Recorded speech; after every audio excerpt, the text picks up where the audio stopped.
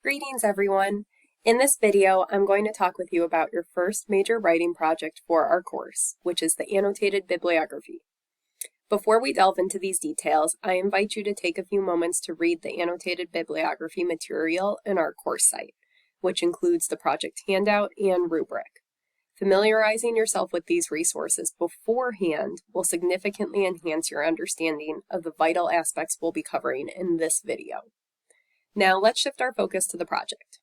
Your task in this project is to craft an annotated bibliography. We're beginning with this project in English 102, as it will assist you in taking the first step to gradually working towards our culminating project in the course, which is the academic article.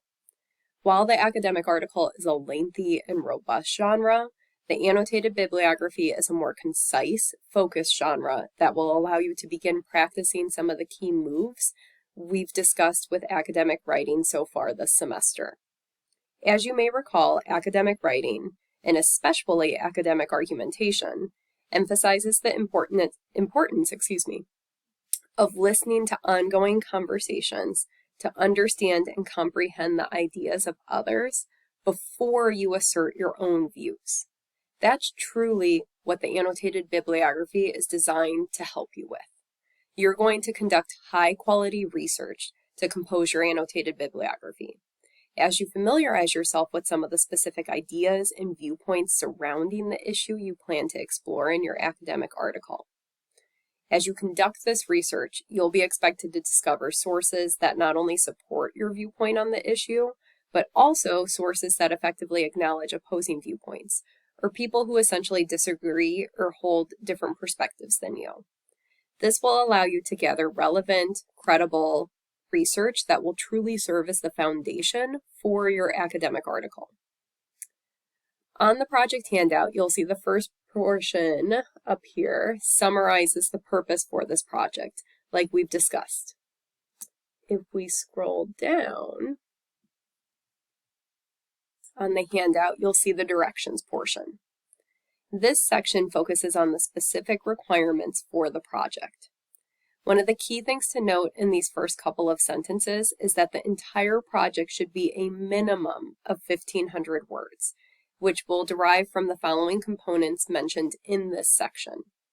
Your annotated bibliography should begin by listing the 1 to 2 sentence thesis statement you plan to use in your academic article. To compose an effective thesis statement, it's imperative that you identify a focused, narrow topic in your academic or career field to explore, instead of a broad, generalized topic. By narrowing the topic, you'll ultimately be able to focus your research to ensure it's intentional, it's specific, it's targeted towards your unique needs for writing. Ultimately, this will allow you to make specific, well-supported claims in your academic article. Within this module, there is material, like the lessons, that will help you narrow down a topic and compose a compelling, clear thesis statement that articulates the argument you plan to make about the issue in your academic or career field. This is one of the most pivotal parts of your academic article because it really is the focal point for your article that will provide a roadmap for the direction you want to take with your argument. Because of that, I strongly recommend reaching out to me if you want assistance composing the thesis statement. I'm really happy to help you, and you just need to reach out and let me know that you'd like that assistance. Now, once you've composed your thesis statement, you'll be expected to locate 3 credible and relevant sources for the annotated bibliography. These should be sources that you plan to use in your academic article eventually, and thus they should directly relate to your thesis statement. Once you identify the 3 sources you plan to use within the annotated bibliography, I'm asking that you discuss specific information about the sources and truly analyze and explain how they will be useful in your academic article. Now, before we review this content more, I want to emphasize that the annotated bibliography is a research-heavy project. Because of that, this module primarily focuses on research habits and skills, including how to find relevant and credible sources, as well as how to use them intentionally in your writing. So please be sure to carefully and completely progress with the module material, including reviewing the lessons. We'll even work with a librarian in this module. Taking time to complete the module material will ultimately help you with this specific project. Now, in terms of what you're composing for the annotated bibliography, once you locate the 3 sources, I'm asking you to begin by creating an MLA or APA entry. You will need to identify which documentation style, MLA or APA, is appropriate based on the topic you selected to write about this semester. MLA format is typically preferred for the humanities, so languages, literature, philosophy, the arts, while APA format is used by the social sciences, such as psychology and sociology, as well as health sciences and education. If you're unsure which documentation style to use, please reach out, as I'm happy to discuss this with you to ensure you're on track. Please also note you'll continue to use the documentation style you select for the remaining projects. Thus, the entry you create for the annotated bib is one that eventually will go on your Works Cited page or reference list for the academic article. There are several lessons in this module that discuss how to properly cite research, and Purdue OWL is another excellent resource to help with citations, which is also mentioned in the module lessons. Now, after you compose that citation, I'm asking you to write a summary. The summary for each source should include a robust paragraph that conveys the main points of that source. Here is where you'll discuss the main argument and claims of the source, as well as compelling details that the author or authors use to support their claims. To assist you with writing that summary, as well as with practicing how to integrate research in your writing, I'm asking you to include a brief quotation from the source within your summary. And by brief, I mean 1 to 2 sentences. The quote should be introduced with a proper signal phrase and include an in-text citation, both of which are also discussed in the module. This will further help you with the next projects as well, since you'll be quoting, paraphrasing, and summarizing research moving forward. It's my goal that you'll carry these skills with you as we move forward. Now, after you write the summary paragraph,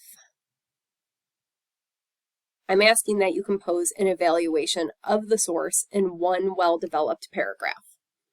In this portion of the handout, you'll notice several terms bolded, which are parts of the CRAP test. The CRAP test is a tool supported by many libraries that we'll use to analyze the credibility and relevance of research in relation to your specific topic. In the module, you'll find a lesson that talks about the CRAP test more in depth. I'm asking you to apply the CRAP test to each source for the annotated bibliography. So you'll tell me about the currency, relevance, accuracy, authority, and purpose of each source to truly justify why you believe it's a valid, credible source to use in your research. Finally, I'm asking you to compose an explanation paragraph in which you explain how you intend to use the source in your research. How do you see this source helping you compose your academic article? How does it specifically support your thesis statement? Why do you believe this is the best source for that purpose? What other sources did you consult, and why did you decide to use this source? It will be essential that you identify specific information and evidence from the source that you plan to use here to respond to these questions and fully explain how you plan to use this source. At the same time, I realize this may change as you continue to progress with your writing and research over the next few weeks. You may find a better source, for instance, or you may rethink the vision you have for a source. That's okay. At this point, I want you to explain your current vision and justify why you are considering this source. And if you scroll down, you'll discover some additional requirements for the project. With the 3 sources you're using, I'm asking that one of them is from a perspective that differs from the stance you're taking in your thesis statement. So you'll have 2 sources that are supporting your thesis statement and one source that opposes your thesis or takes a different stance than what you're arguing. Additionally, I'm asking that you have one academic source, which is a peer-reviewed source. This is something you can locate in many of the library databases or possibly through Google Scholar, but it must be peer-reviewed. We'll discuss this in the module, but essentially peer review is an additional level of scrutiny that sources go through to fully demonstrate that it's credible, well-developed, and supported by experts in the field. Aside from this one source that must be peer-reviewed, your other sources, as long as they pass the CRAP test, can be non-scholarly sources. You are welcome to have all academic sources, or you can have the one peer-reviewed source alone and then non-academic sources. It will largely depend on your topic and the available research. Essentially, you must have at least one peer-reviewed source for this project. On the annotated bibliography, I'm also asking that you identify the sources as, quote, academic source and, quote, opposing view. That leads to the final portion on the handout. And here you'll see guidelines on how I want you to structure the project. You'll see I'm asking you to begin with your thesis statement, then identify source 1 with the summary paragraph, the evaluation, and then explanation. Source 2 should be the academic source, and please write academic source so I know you're claiming that this is the academic source for your project, followed by the entry, summary, evaluation, and explanation. Then finally the opposing view with the MLA or APA citation, summary, evaluation, and explanation. In addition to information on this handout, there is also a sample of one source on Canvas, which includes how to compose and format the information like we've discussed today. Please consult this material in the module so you can see how to meet the expectations discussed here. As we wrap up, I'd like to emphasize that I am always here to help. If you'd like further clarification or feedback in any way, please just reach out. Thanks for watching this video, and I hope you enjoy the rest of your day.